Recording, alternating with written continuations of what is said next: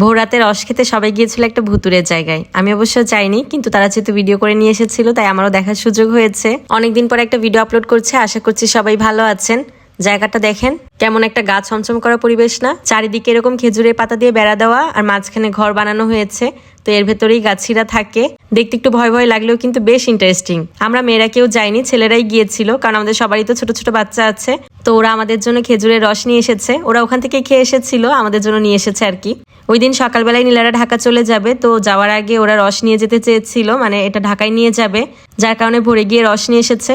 আর এরপরে কিছু ডিম রেখেছে ওরা। এই এক পাতিল ডিম ওরা কিনেছে ঢাকায় নিয়ে যাওয়ার জন্য। পাতিল নিয়ে যায়নি, পরে অবশ্য বালতিতে করে সব সাজিয়ে নিয়ে গেছে। ওদের 11টার দিকে গাড়ি ছিল, মাইবিনের বাবাও ওদের সাথে চলে যাবে। তো তার আগেই খাবার পাঠানো হয়েছে। এগুলো মাইবিনের বড় চাচার বাড়ি থেকে এসেছে। বড় ভাবি যখনই বাসায় খাবার পাঠায় এত এত করে খাবার পাঠায়। জানে যে আমরা বাসায় মাত্র 2-3 জন থাকি, তারপরও এত করে খাবার পাঠায়। তো এত খাবার পাঠিয়েছিল, আমরা তো একারা খেয়ে শেষ করতে পারবো না। ওরা সবাই একটু একটু করে খেয়ে রওনা দিয়ে দিচ্ছে। ওরা কিছুদিন বাড়িতে ছিল, বেশ ভালোই লেগেছিল, সময়গুলো ভালোই কেটেছে। সবাই চলে গেলে বাসাটা আবার ফাঁকা হয়ে যাবে। তো ওরা যাওয়ার সময় মাইবিন মাহিরা কান্না করছিল ওদের জন্য। সেজু বুড়াটাও যাওয়ার সময় বাই বাই করে দিচ্ছিল, বলে বাই বাই মনি, বাই বাই মনি। ও খালামণি পুরাটা আর বলতে পারে না, শুধু মনিই বলে। তো ওই দিন আবার আমাদের মুরগিগুলোকে ভ্যাকসিন দেওয়া ডেট ছিল, তো ওরা আবার সুন্দর করে মাঝখানে আটকে দিয়েছে। এক সাইডে সব মুরগিগুলোকে রেখেছে, এবার একটা একটা করে ভ্যাকসিন দিচ্ছে আর অন্য সাইডে রাখছে। আগে পরে মুরগি না পারলেও কিন্তু এই কয়দিনে বেশ ভালোই অভিজ্ঞতা হয়েছে ওদের। আমি তো ভেবেছিলাম পারবে কিনা, কি করবে, কিন্তু ওরা ঠিকঠাক মতনই করতে পেরেছে। আর এদিকে দেখেন মাশাআল্লাহ আমাদের মুরগিগুলো কত বড় হয়েছে না? এগুলো কিন্তু একদম বাচ্চাই ছিল, ওই মুরগিগুলোর মতনই। তো ছোট থেকে এখন মাশাআল্লাহ অনেক বড় হয়েছে। এগুলোর ওজন প্রায় 1.5-2 কেজির মতো হয়েছে। এই মুরগিগুলো আরো অনেক বড় হয়, প্রায় 5-6 কেজি ওজনের হয়।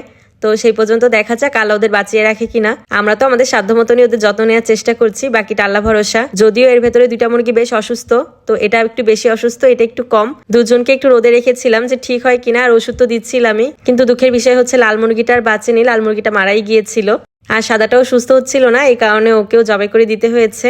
আসলে মুরগি পালা অত সোজা না, এই শীতে আসলে ওদের বাঁচিয়ে রাখা অনেক বেশি কষ্ট। তারপরেও শীতকালটা যাক, মরে বেঁচে যে কটা থাকে আর কি।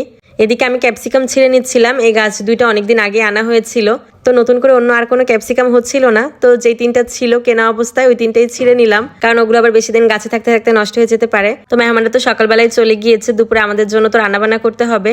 গরুর মাংস রান্না করব, এই কারণে ভাবলাম যে বাইরে চুলাটাই রান্না করি। এই চুলাটায় বাইরে রান্না করতে বসলে একদম খোলা আকাশের নিচে বসতে হয়, কারণ আমার তো কোনো রান্নাঘর নেই, জাস্ট এমনিতেই এটা বাইরে রাখা চুলাটা। আমার বাইরে একটা রান্নাঘর করার ইচ্ছা আছে, দেখি একটু তাড়াতাড়ি তুলতে পারি কিনা রান্নাঘরটা। কারণ বাড়িতে আসার পরে ফ্রেশ শাকসবজি তো ঠিকই খাচ্ছি, কিন্তু গ্যাসের চুলায় রান্না করে খেতেও ভালো লাগে না। মাঝে মাঝে মন চায় একটু বাইরে লার্কির চুলায় রান্না করি। এভাবে খোলা আকাশের নিচে সবসময় তো সব রান্না করা যায় না, এই কারণে মাঝে মধ্যে শখ করে 1-2টা রান্না করি আর কি। তো দুপুরের জন্য গরু মাংস রান্না করে নিয়েছিলাম।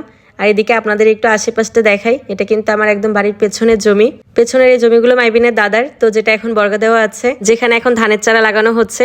আসলে এবার গ্রামে থাকাতে অনেক কিছু কিন্তু দেখতে পারছি, এগুলো কিন্তু আমার সচরাচর দেখা হয় না। আসলে আপনাদের মধ্যে হয়তো অনেকে এগুলো এখন আর দেখতে পারেন না। তো আমি রান্নাবান্নার পাশাপাশি টুকটাক কিছু ভিডিও আপলোড করবো, যাতে আপনারাও দেখতে পারেন। ভিডিওটা আজকে এখানেই শেষ করে দিচ্ছি। ভালো লাগলে একটা শেয়ার করে দিবেন।